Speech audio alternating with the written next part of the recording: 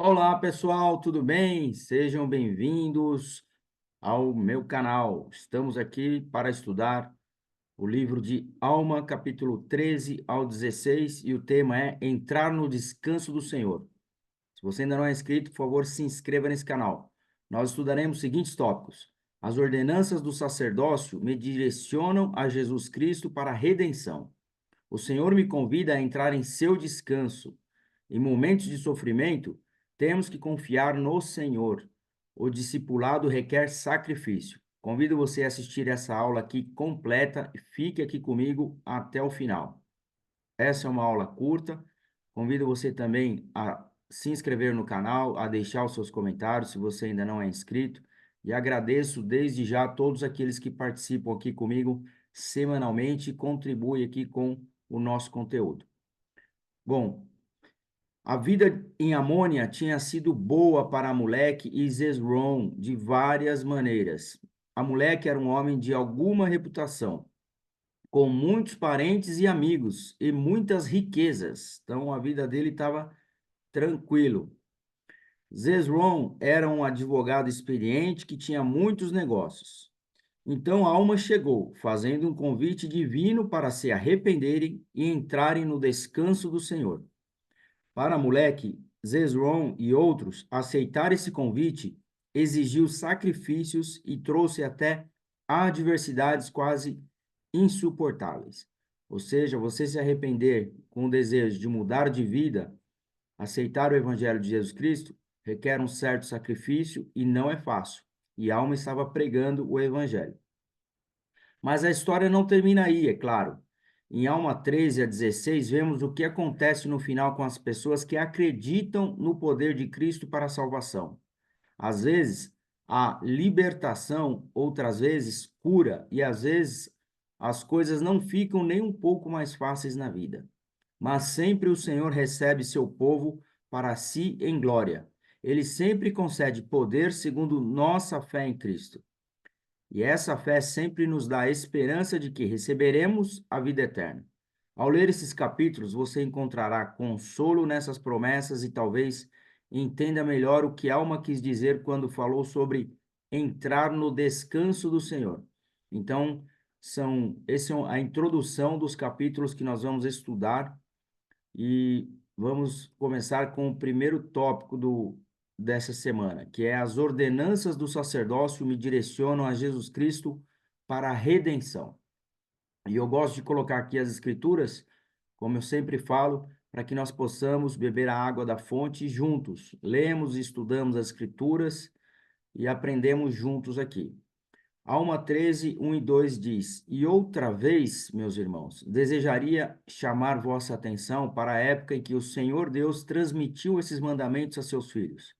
E quisera que vos lembrasseis de que o Senhor Deus ordenou sacerdotes segundo a sua santa ordem, que era segundo a ordem de seu filho, para que ensinassem estas coisas ao povo.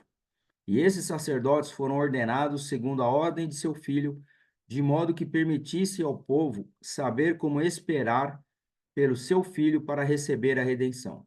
Então, aqui está falando sobre a importância de delegar e ordenar sacerdotes para poder continuar pregando o evangelho e realizando as ordenanças. Nessa imagem do lado direito, nós vemos como é conferido o sacerdócio a um homem através da imposição das mãos. Esse homem que recebe o sacerdócio, ele tem a responsabilidade de ser um instrumento nas mãos de Deus aqui na terra e assim dar continuidade ao trabalho que Jesus Cristo começou como discípulo e aquele que fazia a vontade de Deus. Então, todos os homens portadores do sacerdócio têm essa responsabilidade de ser um discípulo de Jesus Cristo e fazer a vontade de Deus aqui na terra. Ora, estas ordenanças foram instituídas desta maneira para que, por meio delas, o povo pudesse ter esperança no Filho de Deus, sendo um símbolo de sua ordem, ou melhor, sendo sua ordem, e isto para que pudessem esperar dele a remissão de seus pecados, a fim de entrarem no descanso do Senhor. Então, para você poder voltar à presença de Deus, não é possível você voltar sem a realização de ordenanças. Então, as ordenanças elas foram instituída no meio daquele povo para que eles pudessem se preparar para poder ter a esperança, né, em Jesus Cristo e também para entrar no descanso do Senhor. Ou seja, quando você realiza ordenanças, assim como nós tomamos o sacramento semanalmente, o que que é o sacramento? É quando você vai para a igreja, come do pão em lembrança do corpo de Jesus Cristo. Então, quando você realiza essa ordenança, participa dessa ordenança, você sente mais paz, tranquilidade e renova os seus convênios. Então, o sacerdócio, nesse capítulo 13 de Alma, fala da importância do sacerdócio para que as pessoas pudessem se aproximar mais de Deus através das ordenanças. E aí ele fala sobre Melquisedeque, que era vamos aprender sobre Melquisedeque. Ora, esse Melquisedeque era rei da terra de Salém, e seu povo entregara-se à prática de iniquidades e abominações. Sim, todos se haviam extraviado, praticavam toda sorte de iniquidades. Então, ou seja, o povo ali estava realmente vivendo em iniquidade, como nós já temos visto nas aulas anteriores. Mas existia um homem bom no meio desse povo, que era Melquisedeque. Ele continua: Melquisedeque, porém, tendo exercido uma fé vigorosa e recebido o ofício do sumo sacerdócio segundo a santa ordem de Deus, pregou arrependimento a seu povo. E eis que eles se arrependeram. E Melquisedeque estabeleceu paz na terra em seus dias. Foi, portanto, chamado de Príncipe da Paz, pois era o rei de Salém e governou subordinado a seu pai. Então, olha só aquele povo que vivia em iniquidade. No meio deles havia Melquisedeque, que foi um homem de fé, um homem que recebeu o ofício do sumo sacerdócio segundo a santa ordem de Deus. Então, esse é um nome extenso e esse é um nome também que fala sobre Deus. Quando você confere o sacerdócio a um homem, você precisaria estar nesse ofício, né? Quando você confere o sacerdócio e ordena o ofício de élder ou sumo sacerdócio, segundo a santa ordem de Deus, esse sacerdócio é o sacerdócio maior. O que acontece é que existe muita repetição, né? Em vez de você falar sumo sacerdócio segundo a santa ordem de Deus, além de ser extenso, você iria ficar repetindo o nome de Deus, todas as ordenanças, quando você iria conferir esse sacerdócio. Então, a gente se refere ao sacerdócio maior, ao invés de falar sumo sacerdócio segundo a santa ordem de Deus, nós falamos sacerdócio de Melquisedeque. É uma abreviação. Então, nós sabemos que existem os dois sacerdócios, o sacerdócio menor, que é o sacerdócio arônico, e o sacerdócio maior, para as ordenanças maiores, que são o sacerdócio de Melquisedeque, que era esse sacerdócio que Melquisedeque havia recebido e pregou o evangelho e convidou as pessoas ao arrependimento. Próximo tópico: o Senhor me convida a entrar em seu descanso. Aqui um trecho do discurso do profeta Russell M. Nelson. Ele conta uma história e diz assim: durante a recente visitação pública do templo de Washington, um membro do comitê da visitação testemunhou uma interação profunda ao acompanhar vários jornalistas proeminentes pelo templo. Por algum motivo, uma jovem família se uniu a esse grupo na visitação. Um repórter ficou perguntando sobre a jornada de um frequentador do templo à medida que ele se deslocava pelo templo. Ele queria saber se a jornada do templo é um símbolo dos desafios da jornada de uma pessoa pela vida. Um menino da família estava ouvindo a conversa. Quando o grupo entrou em uma sala de investidura, o menino apontou para o altar onde as pessoas se ajoelham para fazer convênios com Deus e disse: que legal! Aqui é um lugar para as pessoas descansarem durante sua jornada do templo. Então, olha só, você descansar no Senhor, o significado, né, a interpretação que o profeta está dando em relação a essa escritura nos dias atuais, é quando você deixa de fazer o seu trabalho no dia a dia e passa a frequentar o templo. Quando você vai ao templo, que é essa imagem do lado direito, você começa a sentir o descanso, uma paz e uma tranquilidade. E você começa a descansar no Senhor. Próximo tópico. Em momentos de sofrimento, temos que confiar no Senhor. E aconteceu que, tendo assim sofrido durante muitos dias, e era o 12º dia do 10º mês do 10º ano em que os juízes governaram o povo de Nefe, o juiz supremo da terra de Amonia e muitos dos seus mestres e advogados foram à prisão onde Alma e Amoleque estavam amarrados com cordas. Então Alma estava ali pregando o evangelho ao povo, aquele povo iníquo, quando ele foi preso, depois de ter conhecido Amoleque ter recebido ele na casa dele, e eles terem feito essa amizade, eles foram colocados numa prisão e foram amarrados com cordas. E o juiz supremo, pondo-se à sua frente, bateu neles novamente, dizendo-lhes: Se tendes o poder de Deus, livrai-vos dessas cordas, e então acreditaremos que o Senhor destruirá esse povo segundo vossas palavras. Então eles estavam sempre sendo desafiados a provar a sua fé, a existência da sua fé, e esses homens estavam questionando e duvidando da fé deles.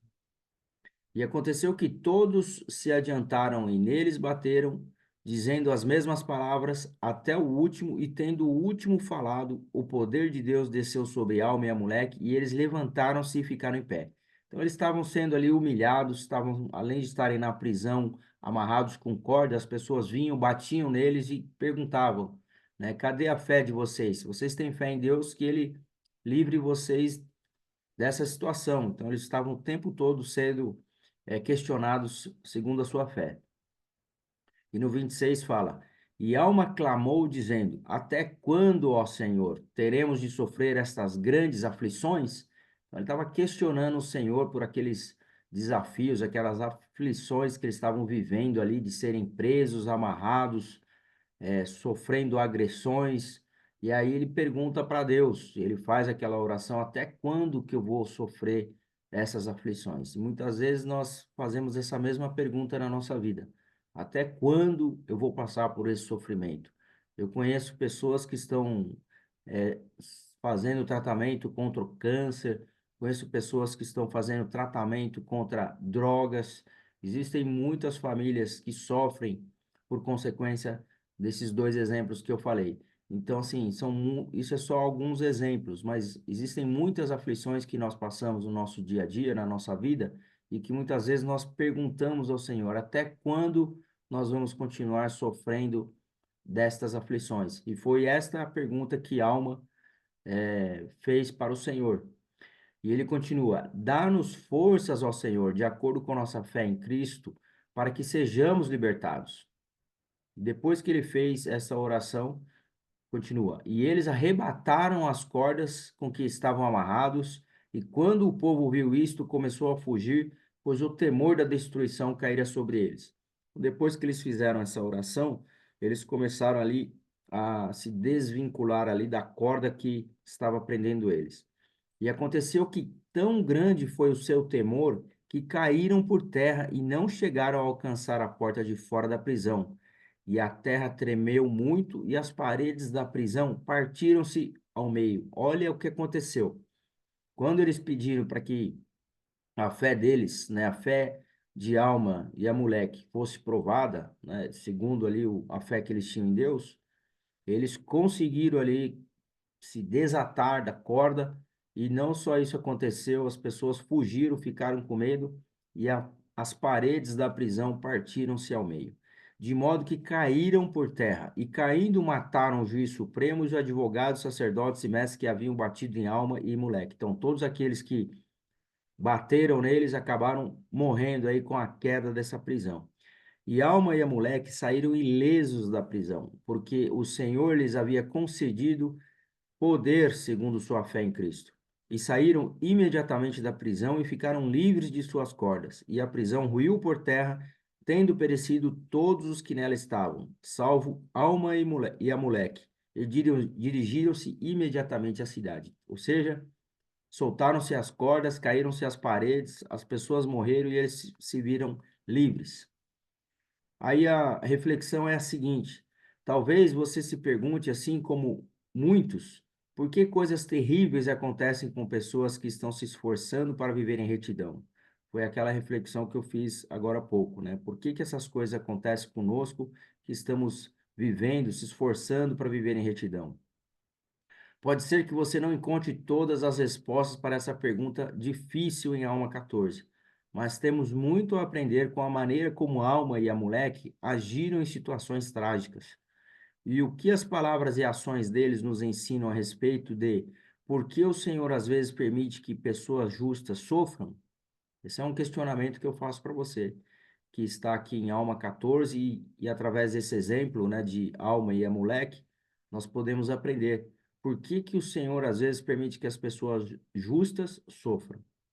Que conselho Alma e Amuleque podem nos oferecer quando passamos por provações difíceis? Então, uma coisa é certa, eles não deixaram de ter fé em Deus, apesar de suas provações. Eles fizeram oração para Deus, pedindo a sua ajuda, e independente de qual seja a aflição que eles passaram, ou que nós estamos passando na nossa vida, não podemos desistir e desacreditar e fazer com que a nossa fé seja eh, duvidada. Então, nós precisamos colocar em prática, acreditar que o Senhor responde nossas orações e que no final tudo vai dar certo. Próximo tópico: o discipulado requer sacrifício. Não é fácil ser um discípulo de Cristo. Vamos aprender em Alma 10. Eis que eu também sou um homem de alguma reputação entre todos os que me conhecem. Sim, eis que tenho muitos parentes e amigos e também adquiri muitas riquezas por meio de meus esforços. Aqui a gente está voltando no capítulo 10, que nós estamos estudando aqui do capítulo 14 ao 16, mas agora nós voltamos até o capítulo 10 para aprender como era a vida de Alma, o que que ele tinha. Então ele tinha muitos parentes, tinha amigos, ele adquiriu muitas riquezas por meio dos esforços dele, então ele tinha uma vida desta maneira. Não obstante tudo isso, nunca tive muito conhecimento acerca dos caminhos do Senhor. Então, ele tinha todas essas coisas, mas não tinha tanto conhecimento das coisas do Senhor, tanto que ele até chegou a perseguir por um momento aqueles que tinham fé em Deus. De seus mistérios e maravilhoso poder. Então ele não tinha muito conhecimento, né, das coisas do Senhor, dos mistérios e do maravilhoso poder de Deus. Disse que nunca havia tido muito conhecimento dessas coisas, mas eis que me engano, porque muito vi de seus mistérios e maravilhoso poder, sim, mesmo na preservação da vida deste povo. Então ele pôde presenciar e testemunhar todos esses mistérios e maravilhas de Deus ao longo de sua vida. E aconteceu que Alma e Amuleque, tendo abandonado pela palavra de Deus todo o seu ouro e prata e coisas preciosas que estavam na terra de Amonia, e tendo sido repudiado por aqueles que haviam sido seus amigos e também por seu pai e parentes.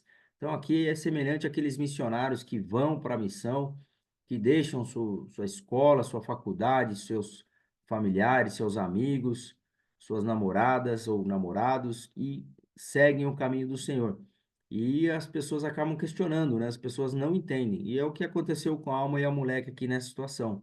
Eles foram questionados, repudiados por muitos que não estavam entendendo o porquê que eles tinham abrido mão, né, de todo o seu ouro, sua prata e todas as coisas as bênçãos que eles tinham, né? Todas as riquezas, inclusive. Ora, como eu disse, Alma, vendo todas essas coisas, tomou a mulher e dirigiu-se à terra de Zaraína, levando-a para sua própria casa e confortou-a em suas tribulações e fortaleceu-a no Senhor. Então, quando nós decidimos seguir o caminho do Senhor, assim como fez Alma e a moleque, deixando para trás todas as suas riquezas, amigos, parentes, né, familiares, e resolve seguir e pregar o evangelho de Deus, as bênçãos que eles receberam, aqui é o exemplo que nós também podemos receber. Quando você está passando por tribulações, olha o que aconteceu com eles. O Senhor confortou eles em suas tribulações. E assim acontece com cada um de nós. Quando você escolhe aquilo que é certo e guardar os mandamentos de Deus, quando você está passando por algum momento de tribulação, o Senhor vai te confortar. Não só vai te confortar, mas também vai te fortalecer. A sua fé vai aumentar. Você vai passar por algum desafio na sua vida ou está passando, pode ter certeza que você está dobrando o seu joelho e fazendo orações de joelho e sua fé vai ser aumentada. Então, tudo isso acontece quando nós seguimos ao Senhor, principalmente nos momentos de aflições e atribulações.